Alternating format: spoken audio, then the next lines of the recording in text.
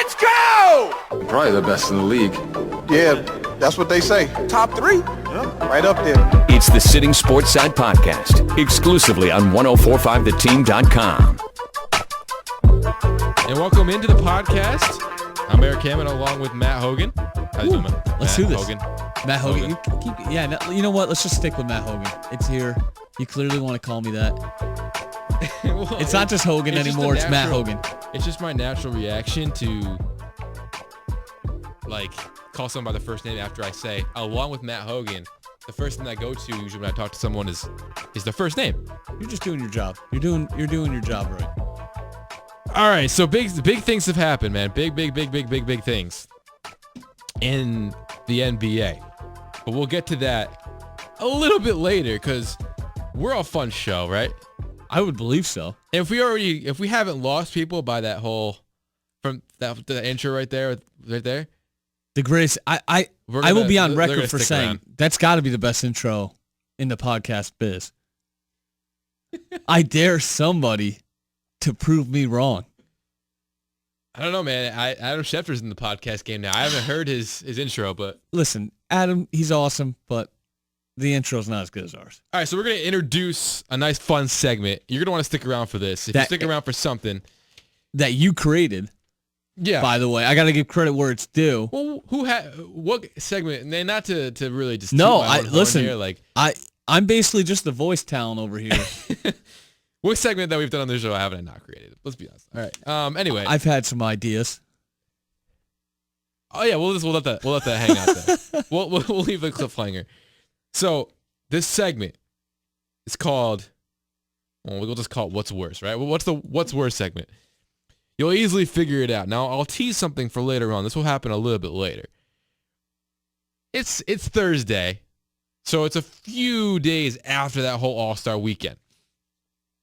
Now, the number one thing I saw on All-Star Weekend, out of all the events, did not come in the All-Star game itself. It did not come from the dunk contest or the three-point contest. My number one takeaway came from something other than that. Not the Rising Stars Challenge either. I will let you guys know about that when we get to that part in the segment. But for now, let's get it going. How can it get any worse? All right, so how can it get any worse? The What's Worse segment. And Hogan, I want to start it off with what it's a little college basketball. Okay. It's kind of I want to say it's a weak start, but it's got some old news. We're going to have some older news in this. It's kind of like a new story, but kind of mixed with something that might have happened in the past. And here we go. LeVar Ball. If you don't know who LeVar Ball is, and the name Ball sounds familiar, he's the father of a few young talented kids. Maybe one of them is currently starring at UCLA. Might be the best player in college basketball. Hot take. Is it a hot? I don't know if it's a hot take. Well, I mean, it could be a story for another day. He said that his son will be better than Steph Curry. He's putting that on his son right now. Like he's basically trashing Steph Curry. So what's worse? LeVar Ball trashing Steph Curry in a way and saying that Lonzo is going to be better, putting that pressure on his son. Or his other son, LaMelo, from a few weeks ago, the way in the manner in which he put up 92 points. For me, it's the way LaMelo put up 92 points, and I'll tell you why. He cherry picked the whole game. Again, if it works, it works. I'm one of those people that I don't like seeing it, but if the other team's not going to guard it, and you're confident that you can play basketball that way.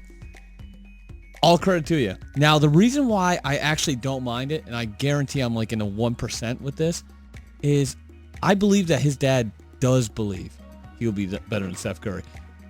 Remember, Steph Curry didn't come from a big Division I school. Even in his first couple of years in the NBA, he wasn't this star player, right? He got to that point. I'm not better than Steph Curry. If I actually pulled up actual quotes, I think he's actually trashing Steph Curry, kind of saying he's really not that great of a player.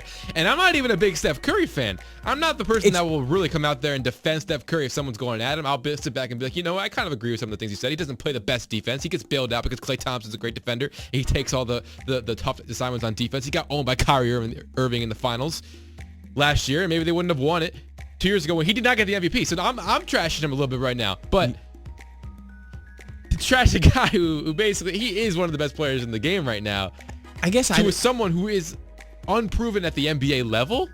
I guess I didn't take it as trash. I guess it could be, and it probably should be. I just took it as it's his father that confident that his son is that good. Because Steph Curry is a top 3 guard, right? Now Would you agree? we're gonna touch on the DeMarcus Cousins trade later. Yeah, we'll touch on that later. What was the question? I don't want to. But would you think Steph Curry's a top 3 guard in the league? Obviously, right? Well, yeah, because he was above Russell Westbrook in the All-Star team. So yeah, so he must be. Because the All-Star, everyone gets it right in the All-Star game. But yeah, number 3, top 3 guard. Sure. I don't think he's a top 3 point guard. That's a hot take. I think he's top 3 guard. Top 3 guard. And that's a weird take. I know it's a weird take. It doesn't make any sense to you because he plays point guard. Because I point guard understand that. He's a point guard. I get it. But by the true meaning of a point guard, I do not see Steph Curry as a top 3 point guard, even though he plays point guard and I still call him a top 3 guard. It's a conundrum. I think honestly, it's LaMelo scoring 92 points. We're going to touch on the Cousins trade a little bit later.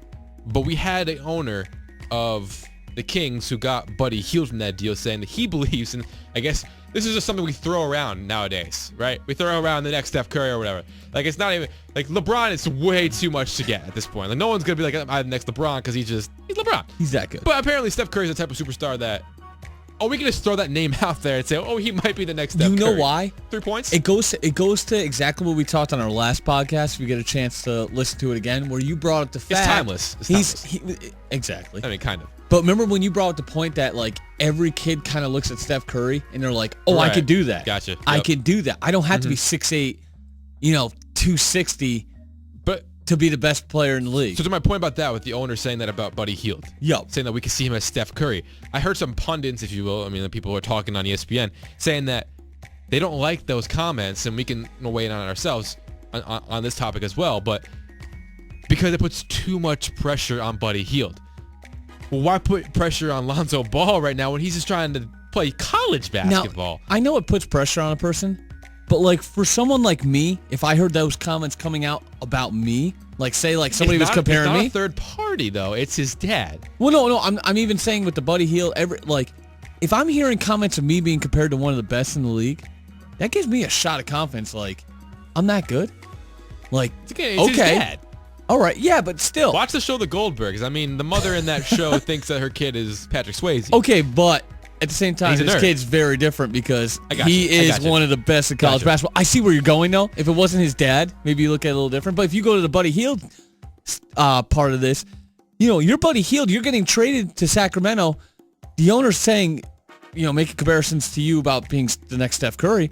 You got to be feeling like, you know what? Like, this is a fresh start for me again. This is, even though he's a rookie. But, like, you got to be kind of like, you're going in this scenario like, okay, they have a bold of, a confidence in me. And for me, I would take that very highly. I would think I'd become very confident. If it gives him confidence, all the power to it could work the opposite way, though, like you said. Like, all of a sudden, maybe that guy's like, that big of an effect one way or the other. Yeah. I just don't love the public. I think it's worse than LaMelo because, and this is the reason why I think LaMelo's a little bit better, if you will, because he's still young. He could still learn from that game. The worst part about that is the media attention that it got. That, in that way, you can even put more blame on LeVar Ball for putting, I know it's what comes with the party. Obviously, they're going to do stories like, he's got 2 brothers, but the spotlight being on LaMelo is the reason why this is even reported and why he is doing it. We already talked about, I think we were talking about this in like I said, another podcast. No, we kind of were, but we always kind of overlap. We should just let it happen at this point. Would this be, when the tournament comes, say, even though UCLA is a better team than Davidson was, the team that Curry played for, and he made that magical run. Mm-hmm. If he makes a run to the Final Four, like, does that bode you a little more like, okay, maybe his dad is? Listen, I don't think he. I know. I don't think he doesn't. I think he does have a chance to be a very good guard in the NBA. Yeah. But like I said, I could be. Maybe I read the comments wrong. I took it as he was like really putting down Steph Curry. Like he ain't nothing. He ain't nothing. And my son's gonna be so much better than him when you haven't even stepped a foot on the NBA court yet. I mean, I see your point. I mean, look at Brandon Ingram this year. I think last year you could have said, oh, he could be just as good as Kevin Durant, the way you saw him. But his offensive game has yet to translate. He has yet to translate in the NBA. I see what you're saying. Don't say it too early, because if Lonzo Ball doesn't translate right away in the NBA, maybe, like I said, 4 years down the road, it's going to be very embarrassing. And then maybe because you put that pressure on him in school, that he gets to the NBA and he's overmatched. I'm not Steph Curry. Dad, I'm letting you down, and he can mentally get out of it. Or maybe he gets to the NBA and he does awesome, and he's like, dude, my dad was right. I might be the best. I might be. Screw Steph Curry. Possibilities are there. I get it. Screw Curry. I could be the next Michael Jordan. We got to move on. I could be the next Michael. We got to move on. The next Michael Jordan.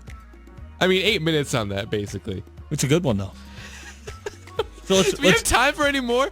Okay. Let's move on to the next one. The next one I want to do is, like I said, some of these are a little bit of old news. This will go quick.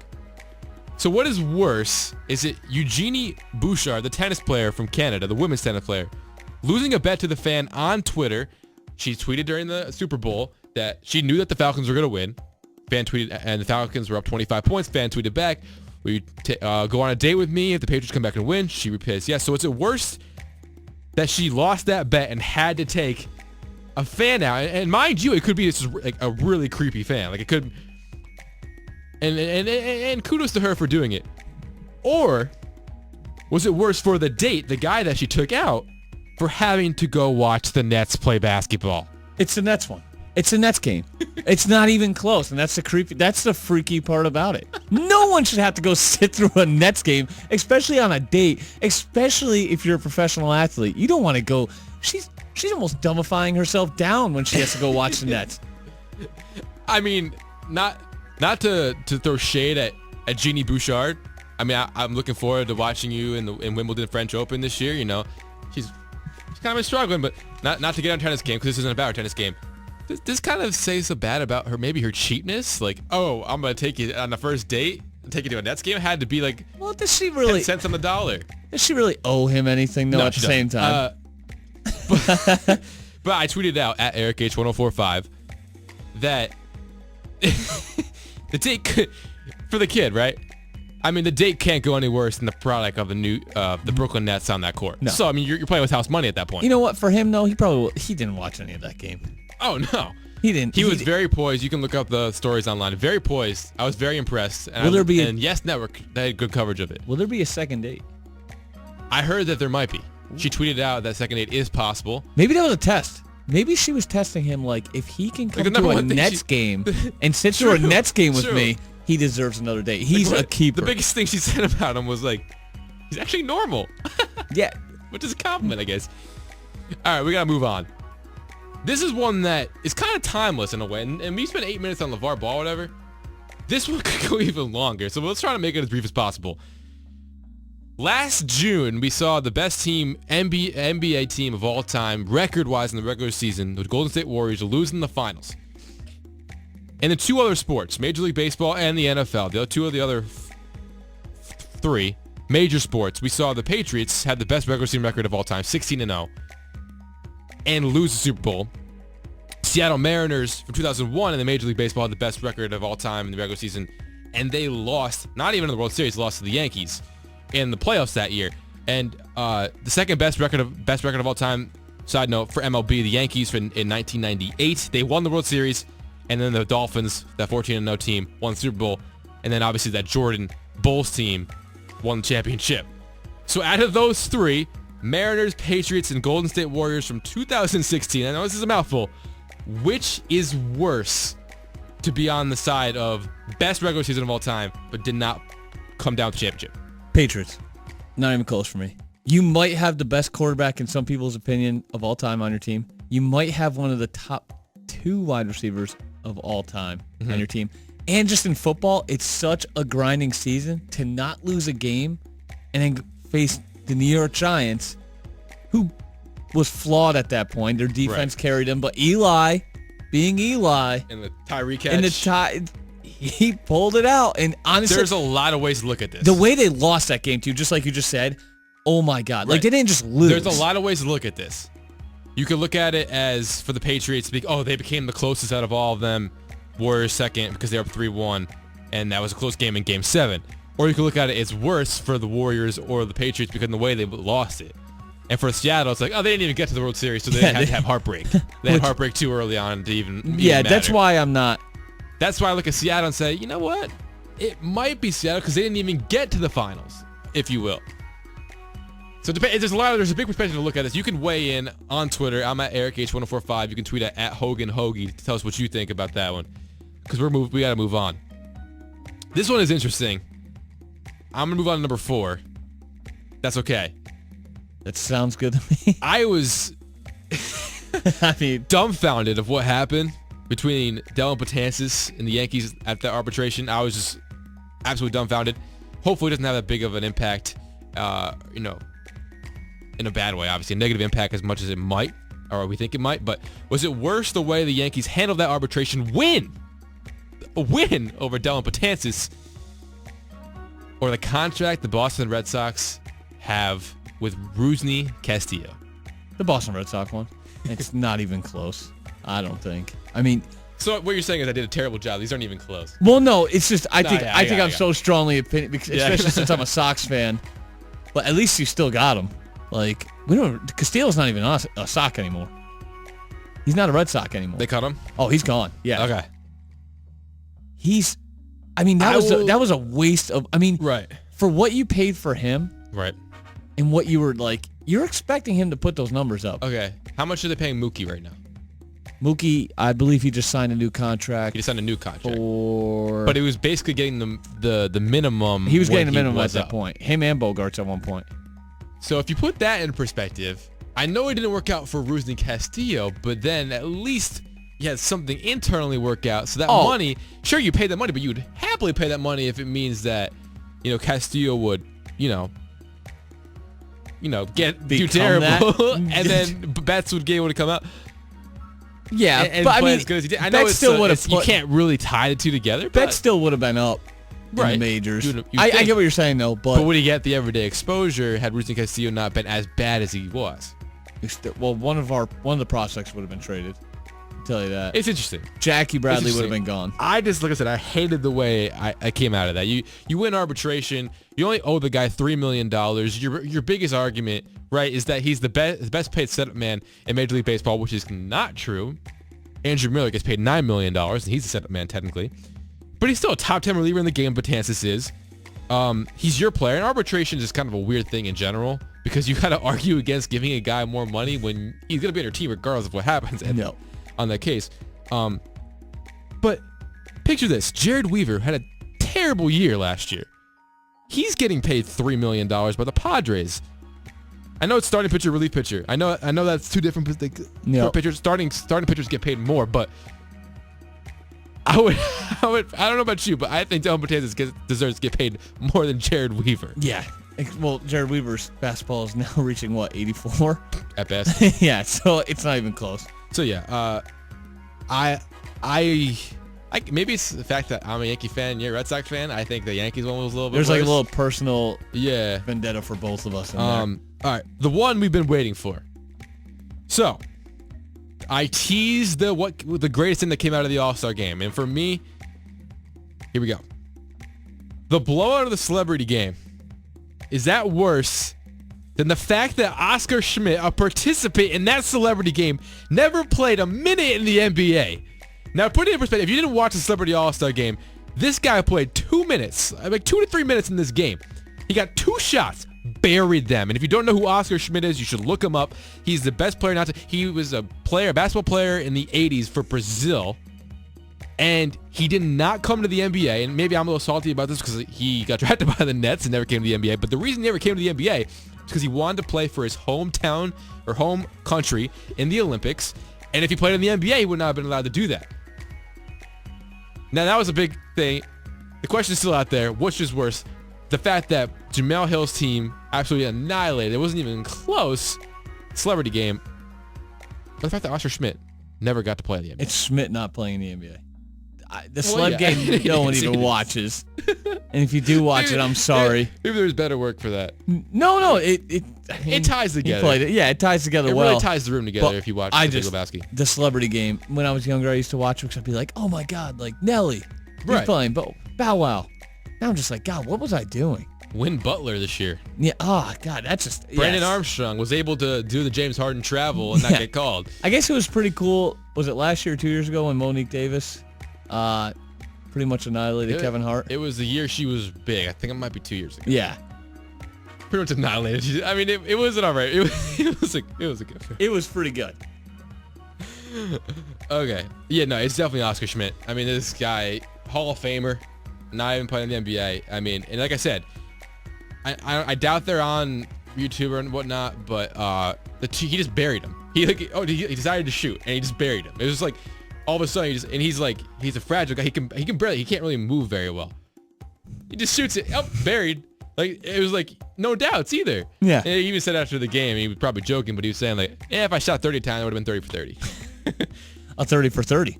Ooh. All right, we got time maybe for one or two more. Now, I'm gonna let you decide whether you want to do number 6. If you don't want to do number 6, I'll pull one out of the hat. Skip 6. Okay.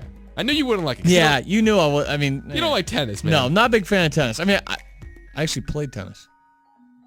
I did too. I love doubles, man. Doubles is my So thing. me and you should play one-on-one. Okay. Okay. I'm for it.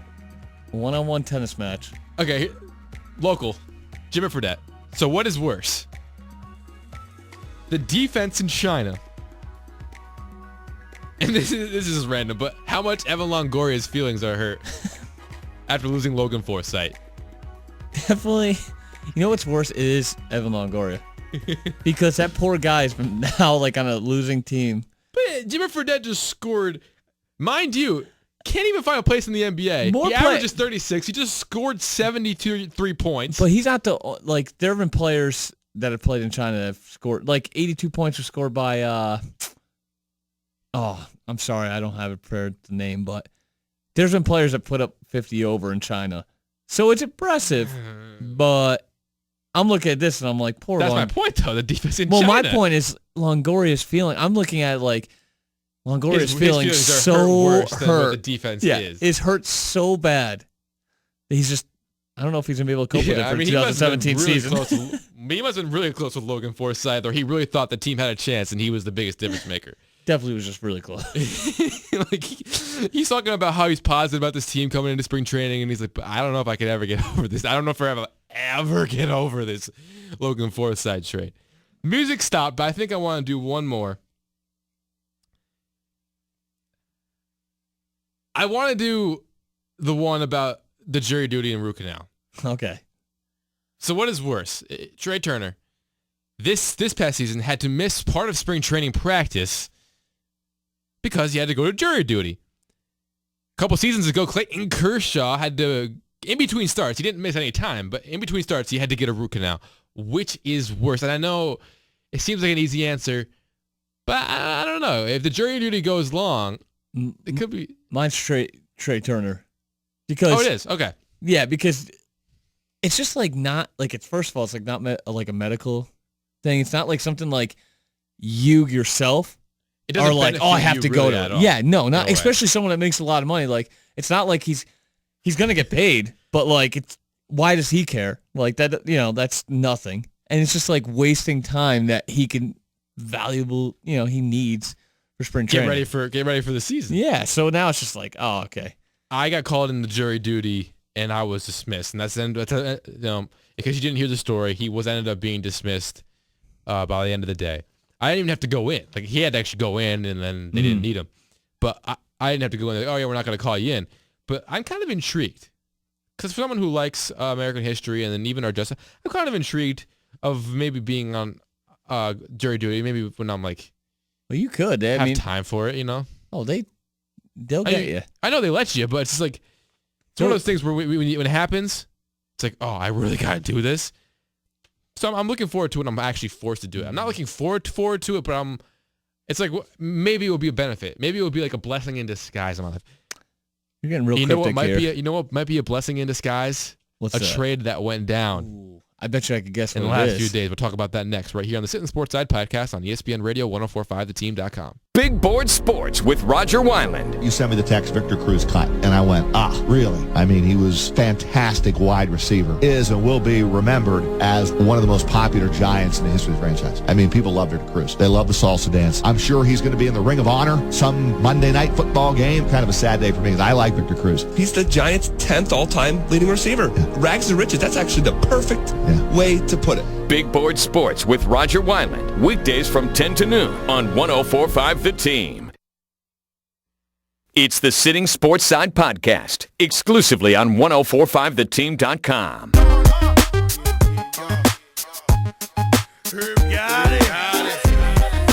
Welcome back to the Sittin Sportside podcast. I'm Eric Hammond along with Matt Hogan at Hogan Hoagie. There we go. Best Twitter name in the game. We had the best intro in the game.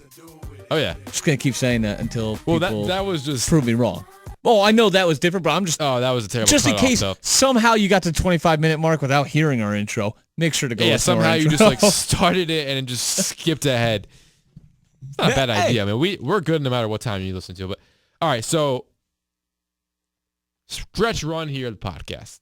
We're going to keep it relatively brief today. Pretty brief. Pretty brief. NBA trade deadline. It just passed. Yep. We recorded this. Every time you think it's going to be huge. Here on Thursday, February 23rd. But the biggest one, and this is what I teased, blessing in disguise. Is it a good tease if you bring up the tease without, like, subliminal, like not subliminally?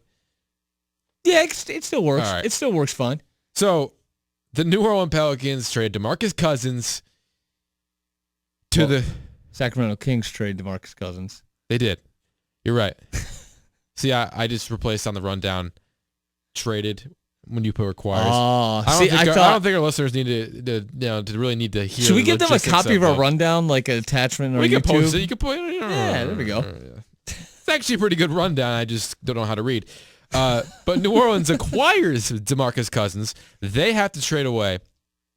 I mean, everyone's tearing this one apart, so I guess it's not a big deal. They had to trade away Tyreek Evans, Buddy Hield, Langston Galloway, and a first-round pick this season that is unprotected.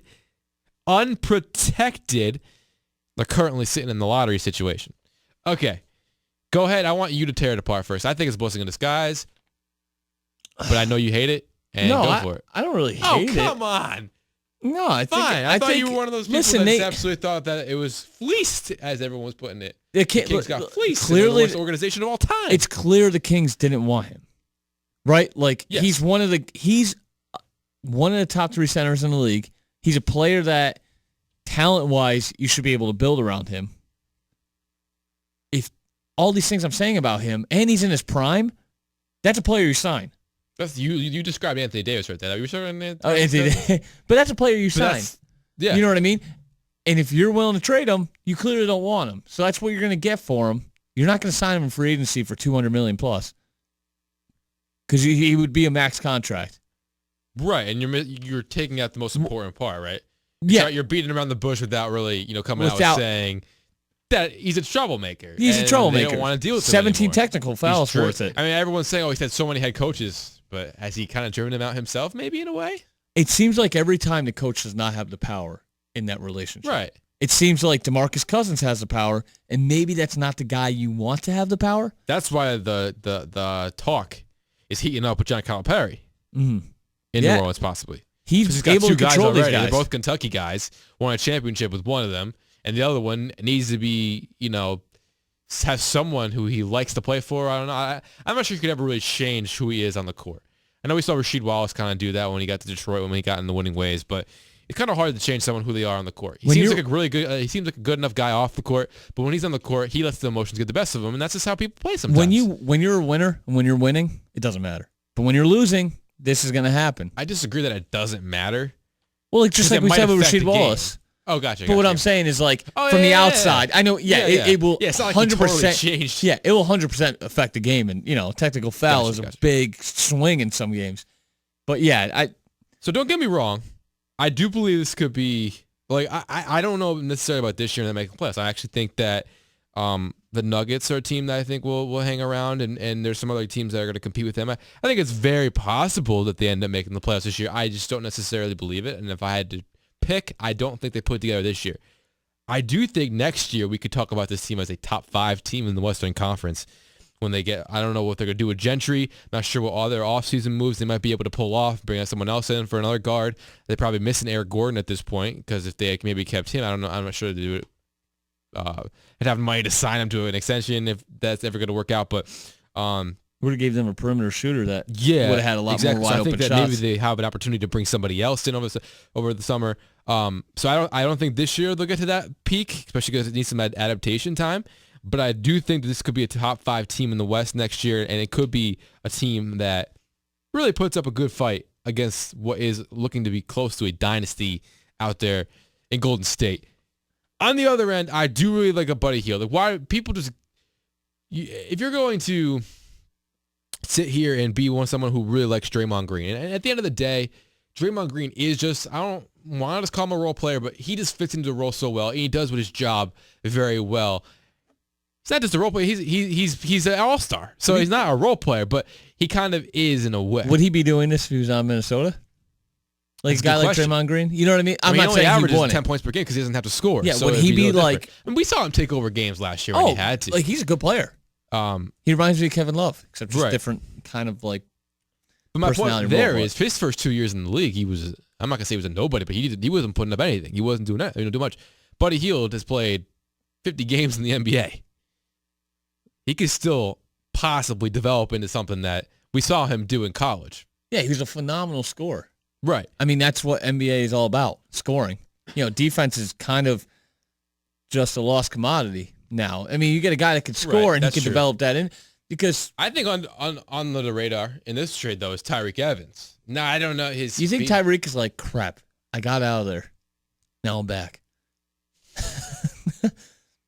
They found a way to suck me back. They found a way to suck me back in. I can't remember. I don't know if he left in free agency or a trade. I want to say he was traded.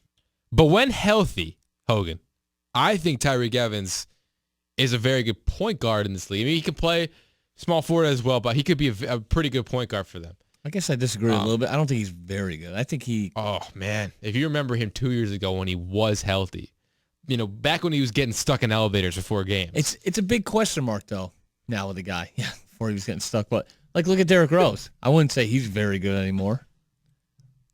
But when he's healthy, he's very good. We know.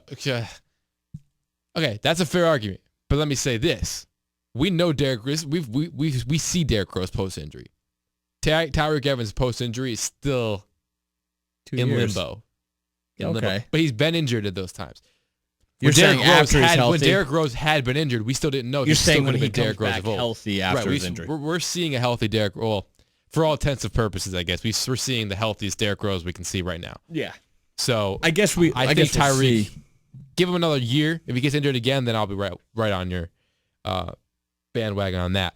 But and then that first round pick. So if they don't make the playoffs, that's a lottery pick. Oh yeah. Not sure it's going to be top 8, top 9, maybe even top 10, but it's still a lottery pick if they don't make the playoffs. And even if they do make the playoffs, it'll still be in the teens and in a deep draft. It's a deep draft. Oh yeah. And they're going younger. They need to. Last thing, I got to ask you this question because it was something that was funny to hear, and I agree with what people say. But they're talking. They made fun of how the Kings are really bad at drafting, which I thought was kind of ironic in a way, or perfect. Yeah, they're not that great at drafting. I mean, obviously, not to throw shade at the guy we mentioned earlier in the show and a local product, but Jimmy Fredette. I mean, not the greatest pick, and but they drafted DeMarcus Cousins. So that's either perfect because they drafted a head case and had to force to trade him, or it's, you got to give him some credit for drafting this really good guy that you're lauding. At one point, they had Isaiah Thomas also. Which was the last pick of the second round of the whole draft. They had Whiteside. Yep. And he there's a difference in my personal opinion. And they lost Isaiah Thomas on a sign and trade as well. Mm-hmm. That's one of those things. Maybe I don't know if they didn't offer him enough money. Not horrible trades. I mean, not horrible drafting. But Hassan Whiteside, that was on Hassan Whiteside. He ended up maturing elsewhere. Oh yeah, I mean that happens all the time. Thomas he had showed promise in Washington or in Sacramento. Ottawa, obviously, he showed promise in Washington. Well, you got to pay 60. Well, sometimes you got to question is it the environment? Is that why? Well, don't forget, halfway through his tenure in the Phoenix Suns where he decided to sign, he was traded to the Celtics. So he liked it enough in Phoenix, and a lot of people seem to like it in Phoenix. He signs there. That environment was, well, I mean, he got traded, but anyway. Or maybe it's Isaiah. And Boston, Brad Stevens just knows how to deal with him. Just knows how to deal with him. Ooh. I mean, he's doing a great job over there, by the way. I know it's off topic, but he from college to the NBA, he's made that transition very. Sorry, that was to the Isaiah Thomas. The Isaiah Thomas. Oh man, when are you gonna have a on this show, man? Never. All right, so quickly before we have to go here, Hogan. I mean, I guess we don't have to go anywhere. I mean, if you guys want to hear us more, we can stay. However, we can do as long as a podcast as you want. But biggest trade that points out to you of the whole thing could be the Ibaka one. Could even go as far back as the Korver one. But maybe just the deadline that happened most recently. Can I say for my answer or lack thereof the no trade? So like the Celtics, Lakers, and Pacers. None of them made a trade, and I think the Cavs went out of all of them. There was no the real Cavs went out because there was no significant trade in the East. That now we're hearing things that Darren Williams might be going to the Cleveland Cavaliers after being waived by the Dallas Mavericks. Especially if that happens. If that happens, the Cavs they're the winner. This is of a pretty good wave market without making a trade. A lot of waived or buyouts, whatever it is. Yeah. Bogut's probably going to get out of there. We know Terrence Jones is also. So there could be a lot of good players out there, and if Darren Williams ends up in a Cavalier uniform, yeah, I would say the most intriguing one for me, man, the top two on the rundown that you put on there, they're perfect. They're all intriguing. I mean, we could touch on them real quick. We could do a little speed round. Lou Williams to the Rockets. If Lou Williams works out to where he is that spark plug off the bench that can possibly like be the second spark plug off the bench, like he's already said that he's the seventh man. If he could be the Eric Gordon to the James Harden, and you know what that means is basically like he's not even going to play. He's going to play 15 minutes a game, but he comes off and plays the Eric Gordon role. That could be a step forward. Doesn't solve all the problems they necessarily have, like how they're going to stop Durant and whatnot, but gives them another option though.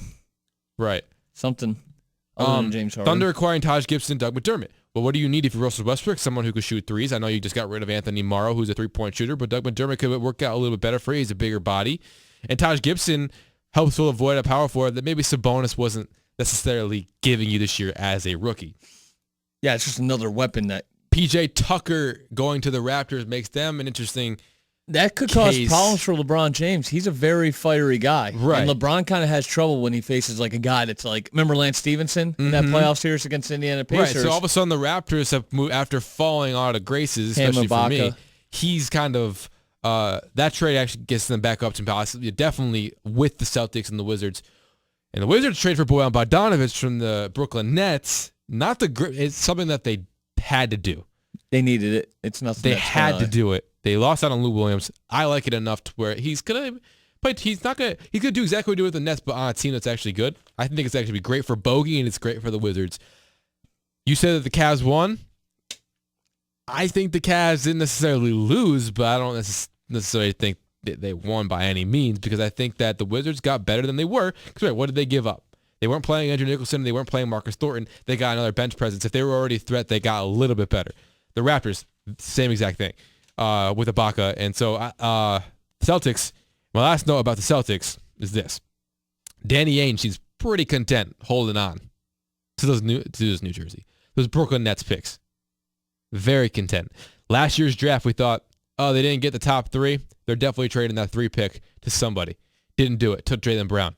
We're kind of very similar sitting here right now. Like, they're probably going to try to get the Jimmy Butler, give up that pick.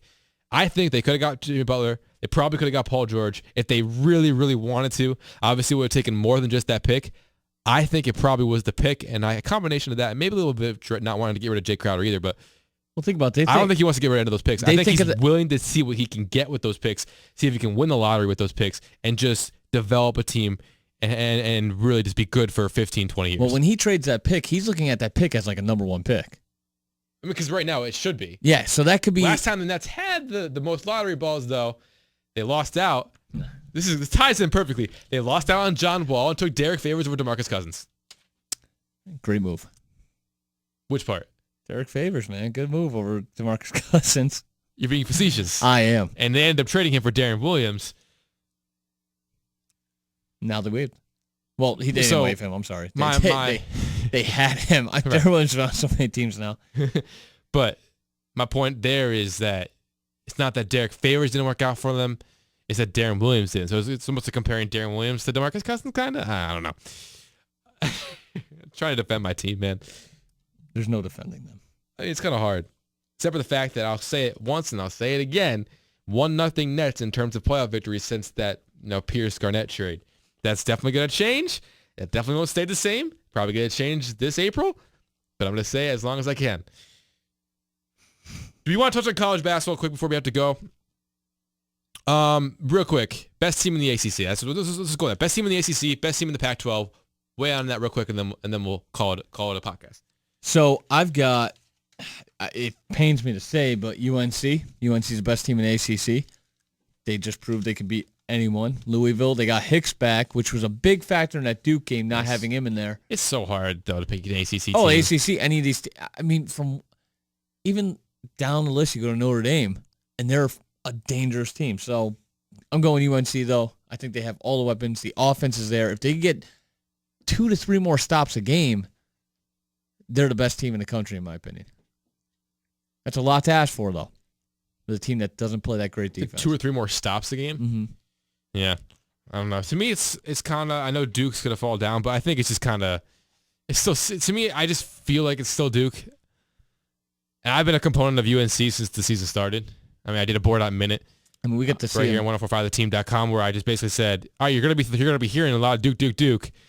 But this rivalry is going to be very, very good this year because UNC is just as good, and they're very experienced. And I really want to stick with that. You know, the experience from head to toe, and Joel Berry, Justin Jackson, Kennedy Meeks. You know, I love Theo Pinson, and the youth of Duke. If anything is shown from these Duke, things that blossom. So like the Jill Okafor, Tyus Jones, Justice Winslow year, they blossomed with experience and won the title. Calipari always seems to blossom in the tournament. And I've said this before. So I think that because of that, it's hard for me not to put Duke 1 at the moment right now in the ACC, especially because their most recent loss is to a Syracuse team that's actually played very, very good at the Carrier Dome against top 10 opponents.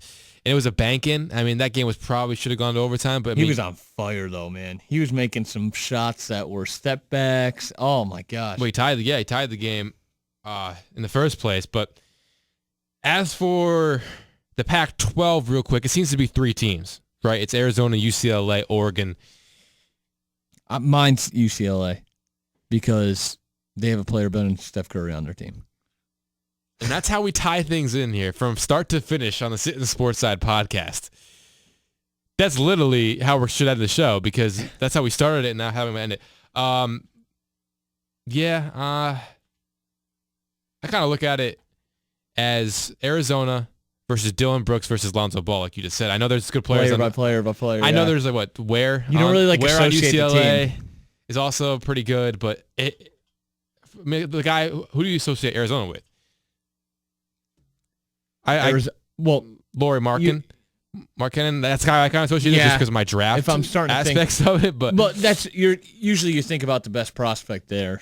That's who you're usually associated with. Yeah, so yeah. But that's tough for me. It's past my bedtime. I don't want to. I think you're. Yeah, I actually would say Oregon. I think Dylan Brooks is just gonna. After he's been healthy now, he's playing like an absolute animal. They were 1 seed last year, man. Yeah, and now he's just possessed. Yeah, I think Oregon.